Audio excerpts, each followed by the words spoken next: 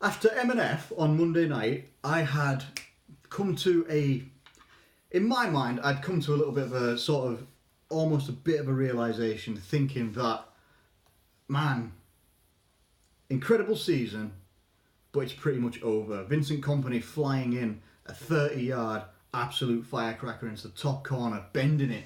Literally, it's just an unworldly, ungodly strike that Vincent Kompany did, right? And when I watched that go in late on in the game against Leicester, I'm just looking at it like, so the league's probably over. We both still have to win our games in the league, and we're 3-0 down against Barcelona. We got tooled at the Nou Camp 3-0 in a game that was quite equal, which sounds ridiculous to say at that time.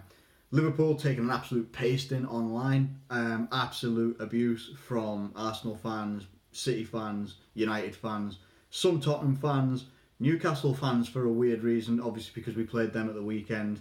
We won 3-2. We were quite fortunate to actually win that game as well. Now we go to M&F.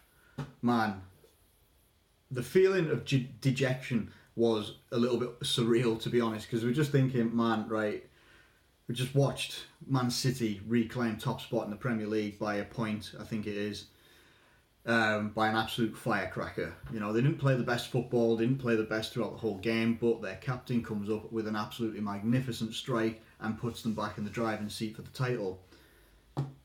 And then you're thinking, we've got to go and face Barcelona at Anfield and try to overturn a 3-0 down deficit without conceding. Now, speaking to people that I know, whether it's an Arsenal fan, this, that, the other, who are asking me, can you turn it round? Do you think you can turn it round? I maintained, I always said, I felt we could win the game. I didn't think we would win the tie. I just felt that because of the likes of, you see the name Lionel Messi and you're coming up against Lionel Messi and you're just thinking, he's such a star of football. And as I've said in previous videos, he's one of my favourite players, if not my favourite player outside of Liverpool players to have ever walked this earth and played football. He is probably, without doubt, still the greatest footballer, in my opinion. And then we come out to Anfield, man, we've got Firmino missing, Mohamed Salah's missing. You know, we're having to shift things up a little bit there, bringing Shaqiri in, bringing in Divock Origi, making some changes in midfield and stuff like that as well. Half-time in that game, Andy Robertson has to go off because he's injured because of Luis Suarez and stuff like that. You just think things are just not going our way. We walk out there, first 7 minutes of that game, and the whole first half, in quite a lot of it, pressing pressing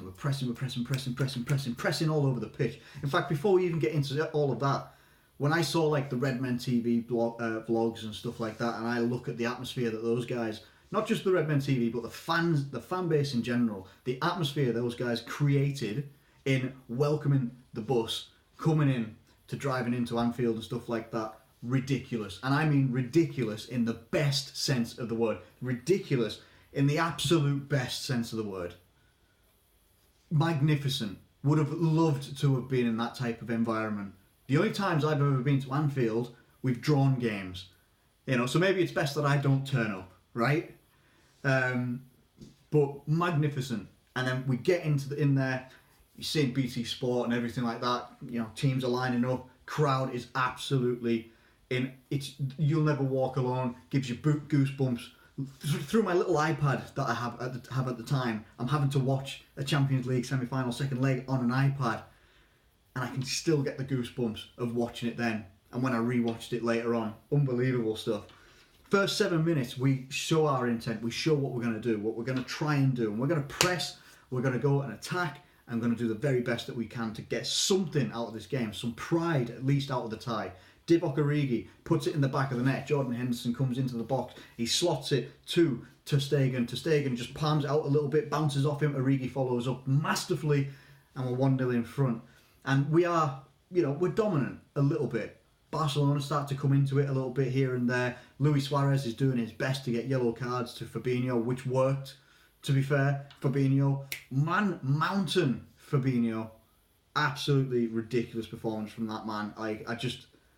unbelievable what he did in that game, because he went and got a yellow card, which was unjust in my opinion. Wasn't a yellow card. He got a yellow card given to him in the 11th minute and played the next 80 plus minutes with a yellow card and was brilliant. Okay, and before I go any further, I cannot name a man of the match for this game, because that entire team, man of the match, man of the moment, whatever you want to say, magnificent from every single player. We go into half time. Andy Robertson's going to have to come off. James Milner's going to move to left back. Gini Wijnaldum's coming on. And you're just thinking, okay, going to have to see what happens. Milner at left back against Messi. Look, we'd kept him a little bit quiet. You know, by the end of that first half, Barcelona was starting to come into it a lot more, and that half-time whistle probably came at just the right time. 53 minutes goes. Trent Alexander-Arnold has the ball out on the right-hand side, has it out wide, does a low drive. I think it comes off Rakitic, gets a deflection. Gini Wijnaldum near the edge of the box. He's running in, driving in, to be honest, like we used to see Lampard do for Chelsea. Drive and run from the edge of the box, coming into the box, and slots it into ter Stegen, but it goes under the goalkeeper, and it goes 2-0 to Liverpool on the night. It's 3-2 aggregate to Barcelona. That was on the 53rd minute. 55 minutes. Gini Wijnaldum, Shaqiri gets the ball. The ball has been lofted in. I think it was lofted in by Divock Origi. I think it was. Might have been Trent actually, who put the ball in and it went too far. Shaqiri chased it. Shaqiri passed it to Robertson. Looks like Robertson's going to do a trademark ball into the box, but he doesn't. He passes it back to Shaqiri for a little bit of a better angle. He shifts it on his left foot. Shaqiri puts it in. Gini Wijnaldum jumps like he's 8 feet tall and has the absolute basketball ability to jump. And he outjumps Barcelona's defence which has someone like Piqué, a very tall guy in it. Outjumps them. 3-0 to Liverpool on the night. We are tied up on the night. Equal. They didn't have an away goal. We didn't score an away goal. It's 3-3 on aggregate. Now, it's equal to a point. We still had to stop Lionel Messi and co from scoring. We still had to stop that and still be aware of that. Couldn't get too excited. 77th minute. Ball goes out for a corner. Well played by Trent as well. Trent, he's dribbling it down by the byline. You know, he's going up against, I can't remember if it was Jordi Alba or not at that point. Putting it down by the byline, kicks it off the player, gets a corner. Ball boy, bang, poof, puts the ball to Trent very, very, very, very fast. Puts it on the spot. Trent starts to walk away. We're thinking, right, okay, he's going to we're going to get Shaqiri to do the in-swinger. Do it like swinging in that way. Trent starts to walk away. What I didn't notice until replays was the fact that Barcelona players pretty much followed Trent. Trent is walking away and Barcelona players turn their backs and they start to walk as well. Trent looks up, bang. He turns around very, very quickly across the floor, curls it in very, very fast with pace at Divock Origi. Origi reacts because Origi had switched off a little bit as well. He sees it, he reacts, he puts a foot to it. 4-3 to Liverpool on the night. And I'm excited now because obviously I know the result. You know the result. You know what happened. And I haven't been able to talk about it. And I'm excited about it because of what happened. We limited every single threat that Barcelona had. Coutinho, and I'm not saying it because he used to play for us and I didn't like the way that he left. I couldn't really remember that he was on the pitch. And when he got substituted and there was loads of boos, that's when I remembered, and he got substituted. I can't remember who for. Luis Suarez, pretty much apart from his antics of trying to get free kicks and yellow cards against our players, I don't really greatly remember 2 or 3 things that he did. I think he had one shot on target that Alisson saved. Other than that, I don't remember a great deal. Messi was their man of the match, and he really couldn't even get an impact on the game. He made some great passes, made some brilliant threaded passes, and the attacking players just couldn't make the most of it. But he was their best player, and he could not make a dint on Liverpool that night. We go through. James Milner's got it in the corner on their side of the pitch, on their end, near the cop, and it's 94 minutes, 59 seconds, 60 seconds, bang. And when the full-time whistle goes, I've never heard anything like it.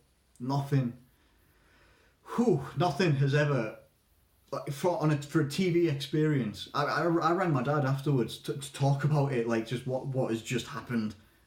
The unthinkable has happened. We could not have seen this coming at all. And you just see, when you see like the players, you see the staff, Jurgen Klopp all in a line singing "You'll Never Walk Alone" with the players. James Milner has been crying. Henderson looks like he was having some tears as well. Fabinho is crying emotionally during "You'll Never Walk Alone" as well. And we walk on to our second Champions League final in a row, in a much better place in terms of mentality, in terms of how we play as a team, on the back of a clean sheet against Barcelona. Yeah, we're ready for this final this year. We are more than ready for this final this year.